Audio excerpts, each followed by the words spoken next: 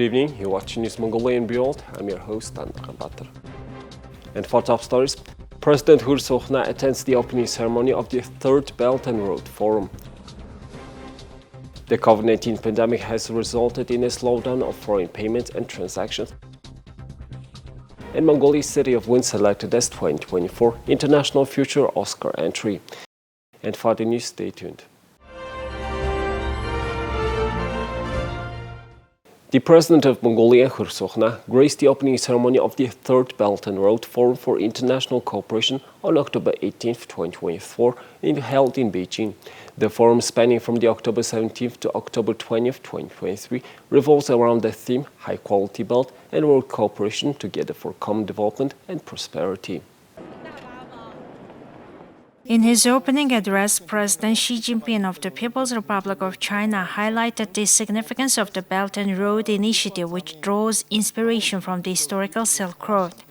This initiative places a strong focus on enhancing global connectivity through improvements in policy, infrastructure, trade, financial, and people-to-people links. Its mission is to reinvigorate the global economy, create fresh opportunities for global development, and establish a modern platform for international economic cooperation. President Xi Jinping also outlined 8 significant steps that China aims to take in the coming decade to support high-quality Belt and Road collaboration, which involves cooperation with over 150 countries and almost 20 international organizations. These steps encompass the establishment of comprehensive Belt and Road connectivity network, promotion of an open global economy, advancement of green development principles, scientific and technological innovation, and so on. The Third Belt and Road Forum for International Cooperation encompasses 3 high-level forums dedicated to connectivity, green development, and the digital economy. Furthermore, there are 6 thematic forums addressing trade, connectivity, people-to-people communication, think tank exchanges, the Clean Silk Road, subnational cooperation, and maritime collaboration. This important event has attracted participation from heads of state and government representing 23 countries, including Mongolia and President U.Khurelsukh, the Russian Federation, the Czech Republic, the Lao People's Democratic Republic, the Republic of Serbia, and the Democratic Socialist Republic of Sri Lanka, underscoring the global relevance of the forum and its potential impact on international cooperation and development. The Mongol Bank organized a user group meeting for the Society for Worldwide Interbank Financial Telecommunication, or SWIFT organization, in Mongolia. This meeting was arranged with the social distancing measures in consideration of the heightened international geopolitical tensions due to the COVID-19 pandemic. Initially, the Society for Worldwide Interbank Financial Telecommunication, or SWIFT service user group meeting was conducted through social media. However, due to delays in foreign payments following the COVID-19 pandemic, Mongol Bank organized the meeting in a physical venue for the first time post-pandemic in Mongolia. This SWIFT service is extensively utilized by banks globally, including those in the USA and Russia, enabling easier and more secure payments. Countries worldwide have already adopted the latest ISO 2023 standard for this service. The goal is to fully implement this standard in Mongolia by November 2025, allowing for swift foreign payments and transactions to be completed within 3 to 4 hours.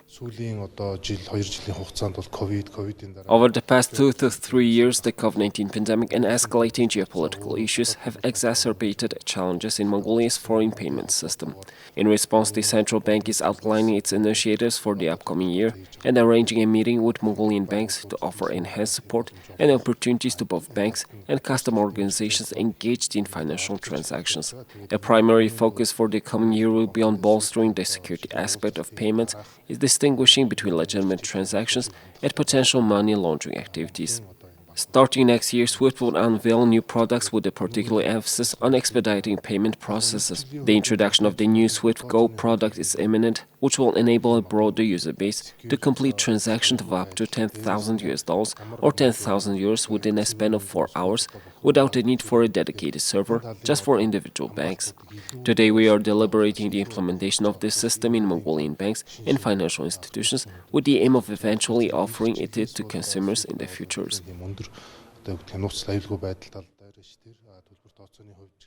Now let's take a look at Mongolia's current affairs. City of Wind was selected as Mongolia's entry for the 2024 International Feature Film Oscar. This film, directed by Lhaugdolan Puruwachur, has gained recognition not only in Mongolia, but also internationally.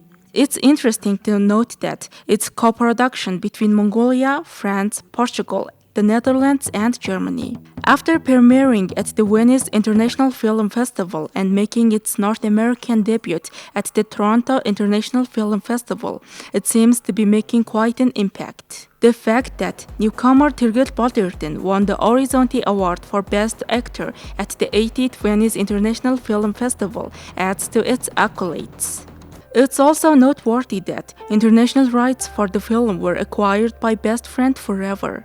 The story of City of Wind seems intriguing, focusing on a 17-year-old shaman named Zi and his dual life as both a shaman and dedicated student. It will be fascinating to see how it competes at the Academy Awards in the International Feature Film category, representing Mongolia among films from 53 different countries.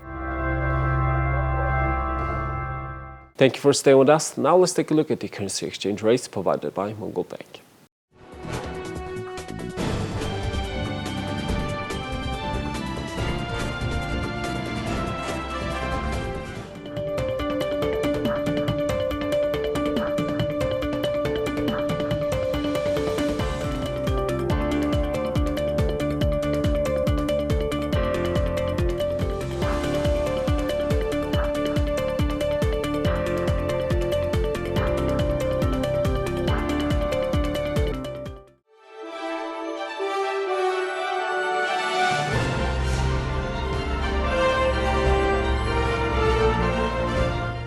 Here's the international news from our partner agencies. UK Prime Minister Rishi Sunak says British intelligence services are rapidly analysing the evidence to independently establish the facts behind the devastating explosion at a Gaza hospital. Sunak urged lawmakers in the House of Commons not to rush to judgment about the explosion at the Al-Ahli hospital, which Hamas blames on Israel and Israel blames on Palestinian militants. I know the whole House will have been shocked by the scenes at Al-Ahli Hospital. Any loss of innocent life is a dreadful tragedy, and everyone will be thinking both of those who have lost their lives and the families that they leave behind. We should not rush to judgment before we have all the facts on this awful situation. Every member will know that the words we say here have an impact beyond this House. This morning, I met with the National Security Advisor, but also the chair of the Joint Intelligence Committee. I could tell the Honourable Gentleman our intelligence services have been rapidly analysing the evidence to independently establish the facts. We are not in a position at this point to say more than that, but I can tell him we are working at pace, but also cooperating and collaborating with our allies on this issue as we look to get to the bottom of the situation, and we will also continue all our efforts to get humanitarian aid into the region. The Hamas militant group blamed the blast on an Israeli airstrike, while the Israeli military blamed a rocket misfired by other Palestinian militants. The Hamas-run Gaza Health Ministry revised the death toll from an explosion at the Gaza City Hospital down from 500 to 471 on Wednesday, but didn't elaborate on how authorities reached that figure. Opposition leader Keir Starmer, meanwhile, said he had met with the families of some of the British hostages held by Hamas in Gaza. The humanitarian crisis is unfolding. Swedish Prime Minister Ulf Kristersson on Wednesday paid a tribute to the two Swedish soccer fans killed this week in Brussels, calling for Swedes to continue standing up for our values. One of the many things that we have to do is return to a situation where all Swedes should be able to walk around Sweden and the world and be proud Swedes and wear one's flag on the lapel of one's jackets or wear one's national team shirt or in other ways show that you're Swedish. We have so much good that has come out of Sweden being around the world, and we should be proud of what Sweden is and stand up for it. We must defend what is Sweden, and we can do that partly by standing up for our values, but also by tightening security. We need to tighten security in many different ways to ensure that our values and our way of life are safe and protected. Investigators are still trying to determine the motive for Monday night's attack, which happened not far from where Belgium's men's soccer team was hosting Sweden in a European Championships qualifier. The suspect was shot dead by police on Tuesday morning, Belgian Interior Minister Annelies Verlinden said, and the weapon believed to have been used by the men was recovered. Sweden recently raised its terror alert to the second highest level in August after a series of public Quran burnings by an Iraqi refugee living in the country resulted in threats from Islamic militant groups. Sweden's National Sports Confederation, a body which oversees the various sports associations in the country, on Tuesday published a list of preventive measures for fans traveling abroad for sporting events. In downtown Lisbon, hundreds of people, including members of the Palestinian diaspora from around the world, gathered to advocate for peace in the Middle East, rallying under the banner "End the aggression to Gaza, peace in the Middle East." The recent conflict between Israel and Hamas has been the deadliest for both sides. According to the Gaza Health Ministry, 3,478 individuals have lost their lives in Gaza, with over 12,000 sustaining injuries. The majority of casualties are women, children, and the elderly.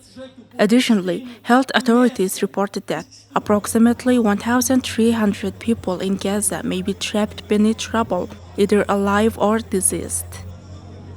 I think the message today is, it's not just about this latest flare-up of violence. This has been going on for more than 75 years.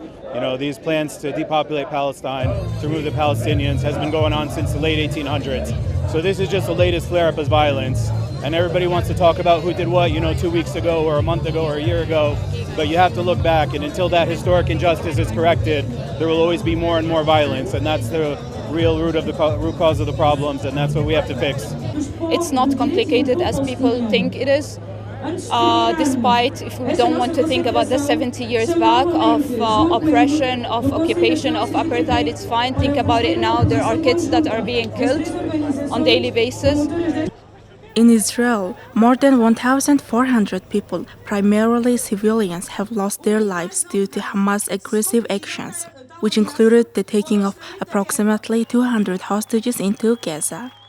Gaza-based militants have launched rockets towards cities across Israel on a daily basis. While Israel has amassed troops along the border, no official decision has been made regarding a ground invasion into Gaza, as stated by military officials. It's not about peace. You cannot come and tell me as a Palestinian, let's fix it with peace. We have been living this for years now, and we have been affected by it directly. Every Palestinian family has a martyr, every Palestinian family has a prisoner. We're affected by it day by day. Peace is not the solution. We need liberation. This is what we need. We need liberty from occupation, from the apartheid, and then we can speak about peace. I just cannot stand it when people start speaking about peace. It's not peace what we need liberation. A strike on a 3-story building in Gaza City resulted in the tragic loss of 40 lives on Wednesday, and another strike on a bakery in the Nuseirat refugee camp claimed the lives of 4 bakers, according to eyewitness accounts. The Israeli military asserts that its targets include Hamas hideouts, infrastructure, and command centers, while accusing militants of using civilians as shields. Well, that's all for today. Thank you for staying with us. We'll see you tomorrow with news and updates. Have a nice evening. Goodbye.